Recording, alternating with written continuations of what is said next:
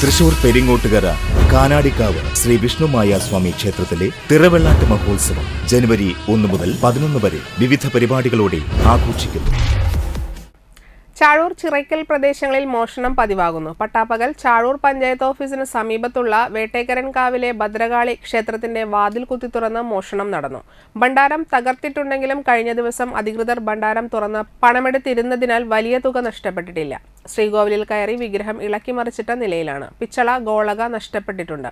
ഈ ക്ഷേത്രത്തിന്റെ തൊട്ടടുത്തുള്ള വെണ്ട്രശ്ശേരി ശിവക്ഷേത്രത്തിലെ ഓടിളക്കി മോഷണ ശ്രമം നടന്നിട്ടുണ്ട്. രാവിലെ പൂജ കഴിഞ്ഞു പോയ ജീവനക്കാർ വൈകിട്ട് ക്ഷേത്രം തുറക്കാനെത്തിയപ്പോഴാണ് മോഷണ വിവരം അറിയുന്നത്.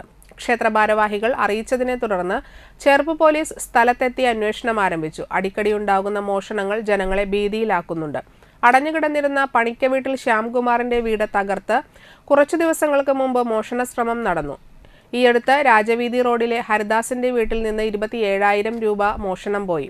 സമീപമുള്ള 2 വീടുകളിൽ മോഷണ ശ്രമവും ഉണ്ടായി. കഴിഞ്ഞ മാസം കിടങ്ങാശ്ശേരി മൊയ്തീൻ ഷായുടെ പൂട്ടിക്കിടന്ന വീട്ടിൽ നിന്ന് 20 പവനോളം സ്വർണം മോഷണം പോയിരുന്നു. കുറുമ്പിലാവ് ശ്രീകൃഷ്ണ ക്ഷേത്രത്തിലെ ഭണ്ഡാരം കുത്തിപ്പൊളിക്കുകയും ചെയ്തു. പഴുവിലിൽ നിരവധി കടകളിലും മോഷണം നടന്നിരുന്നു. മോഷണം പതിവായിട്ടും പോലീസ് പ്രദേശത്ത് ജാഗ്രത കാണിക്കുന്നില്ലെന്ന് നാട്ടുകാർ ആരോപിച്ചു. പകൽ പോലും സുരക്ഷയില്ലാത്ത സാഹചര്യത്തിൽ ഉന്നത അധികാരികൾക്ക് പരാതി നൽകാൻ ഒരുങ്ങുകയാണ് പ്രദേശത്തുള്ളവർ. മോഷണത്തെ പ്രതിരോധിക്കാൻ ജനകീയ ജാഗ്രതാ കൂട്ടായ്മകൾ ഉണ്ടാക്കുവാനുള്ള ശ്രമവും നടക്കുന്നുണ്ട്.